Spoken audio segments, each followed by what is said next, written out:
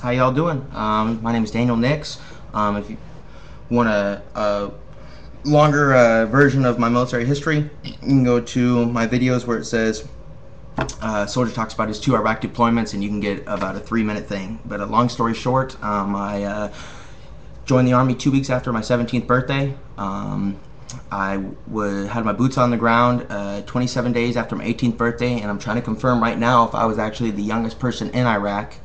I think it's fairly possible that I am. And I'm a Purple Heart awardee. I was medically retired in August of 2008 due to injuries. And I'm just doing another blog today, and I'm going to be jumping around a lot. I'm going to be doing things that I missed on my other blogs, as well as making 1 or 2 corrections on some numbers. So just to get that out of the way. So first of all, I'm going to do the corrections first. Whenever I did on one of my videos, it says 14-year-old girl gets tasered by cops.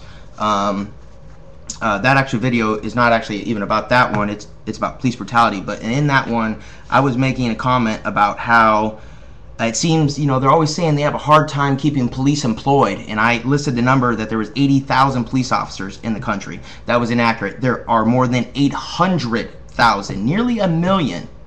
You guys understand that? So the amount of police officers that are in our country is more than 4 times the amount than we have in Iraq.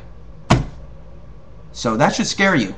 And remember, the reason we have guns, I know people don't, it sounds like a conspiracy theory, but remember, the reason our forefathers, our founding fathers gave us the right to bear arms wasn't so we could hunt, and it wasn't so we could protect ourselves necessarily against foreign governments. It was to protect ourselves against our government. It was so we could have a right to gather and make militia and to defend ourselves against our own government. So the fact that Bush had 100,000 private contractors under his command, as well as 800,000 police officers, that's a scary thought. So another thing I wanted to comment on is that in Iraq we weren't allowed to use tasers. It was considered, I'm not joking, the actual language, it said that it was cruel and unusual to use tasers against enemy combatants. So like if someone was unarmed, let's say a teenage boy, and he was drunk or something like that, and he, obviously we wouldn't shoot him if he was unarmed or whatever. If he's running through the street naked, we could visibly see that he was not going to hurt us, and he might have been just drunk or whatever, or it was a wedding. We wouldn't kill that person if they came up to us and stuff like that. If he was being rowdy, we'd either punch him or use a taser. But because it was cruel and unusual punishment, we can't use tasers. Don't you think that's weird? That the U.S. Army cannot use tasers against foreign enemies, but the police officers can use it against us. I think that's a little bit odd. All right, one of the things I'm going to talk about today is I read a report that said, and I found two different places, and both of them said that the number of killed in Iraq from Iraq could be as high of U.S. soldiers could be as high as 73,000. And the reason I'm saying this, that sounds way off, is because we know for sure now that Bush, while he was in office, only counted soldiers that died before they got medevaced. So that means that before the helicopter arrived. So if they got shot or blown up or anything of that nature, and they died in the field before they could get medevaced, that is all they counted. They did not count the ones that died in the helicopter on the way back. They did not count the ones that died in the hospital or in Germany whenever they were getting worked on. And mind you, that's going to be thousands more are going to be like that. Not to mention, how about all the overdoses of the soldiers coming back? And I know what you're saying. Oh, well, that's just them doing drugs. Well, you can't, you know what I mean? You can't send someone off to war and then whenever they get back say that if they're using drugs or alcohol, that is completely their fault. That's an irresponsible thing to say. That is an extremely irresponsible thing to say. But we're not counting all the DUIs and car accidents that happened from the alcohol and drug abuse due to what they had to endure. And as I said, the numbers could be as high as 73,000. So I think that number does sound a little bit high, but from the 2 reports I saw, and unfortunately I do not have them. I don't like throwing out numbers like that, and especially something this big, unless I actually have the thing. But I'll probably do another correction when I look it up, like I did with the 800,000 police officers.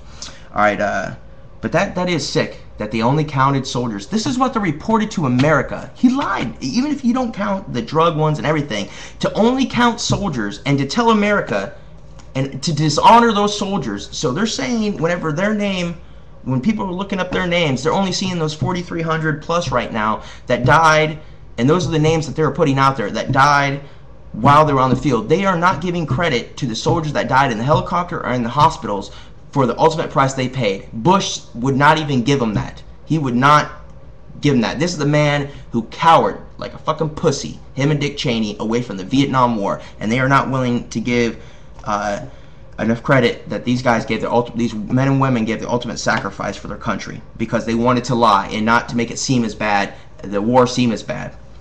All right. As of 2007, regardless of what they say, this is another thing they've been lying about. I'm telling you, I've seen the reports. I'm not going to obviously name names of commanders because I don't know if I can get in trouble for that.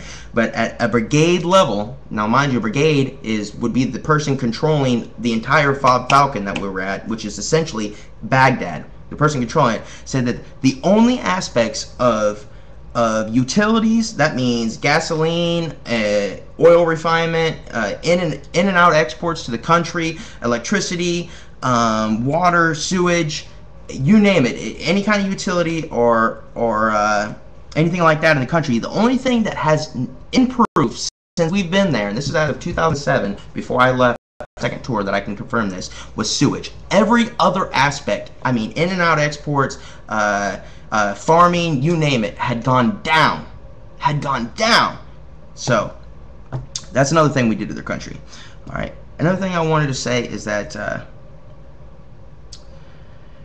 we killed over 500,000 Iraqis over there. So you have to assume that at least one of their family members is going to be hateful towards us. Now, mind you, the families over in Iraq are normally pretty big because they see their daughters as really money. How women get married over there, I've already covered this once. I got to hurry.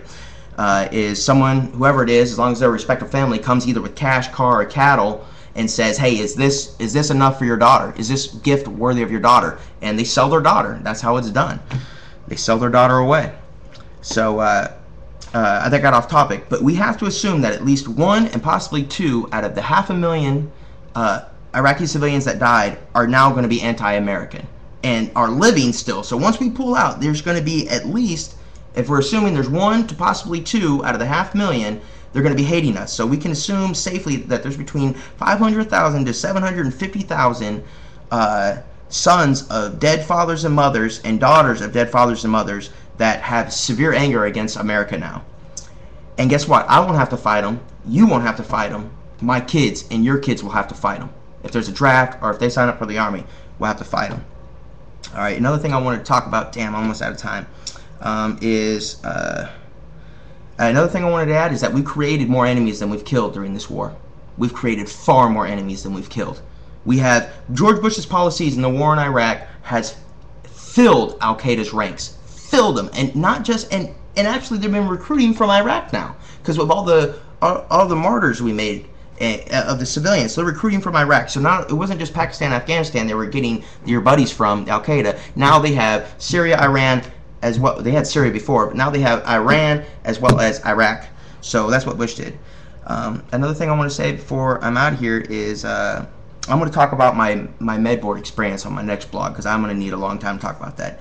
But I'm going to say this. I called the White House today and I left a message. They told me to leave a 5 to 7 word message.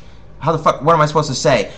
Mr. President, you're doing a really good job. So I can say he's doing a really good job or a really bad job. Wow, you really care about my opinion. So I left him about a 3-paragraph long thing and about my opinion and a lot about what's on my blog. But what I did tell him at the very end is I told him that it's his responsibility to seek justice for all the dead soldiers that Bush sent over there to die and all the horrible things Bush did. And I wrote in there that says if there is no justice by the time he leaves office, I swore to him that whenever I have children, I don't have children now, I'm not married, I don't have any on the way, but whenever I have children, if no one is held accountable, I will move out of the country. I will move to Canada because I cannot take the chance that, because if no one's held accountable here, just like no one was held accountable about the lie that got us into Vietnam, remember the Gulf of Tonkin incident? You can do research on that if you want to, but no one was held accountable for that, which I believe paved the way for this whole, the lies that got us into this war. I will not take the chance that my son or daughter will go off and die for a lie. I would willingly die for my country, obviously. I enlisted at 17, I did 2 tours, but I will not take the chance that my daughter or son could go off and fight in Jeb Bush's war that he could lie to get us into. See ya.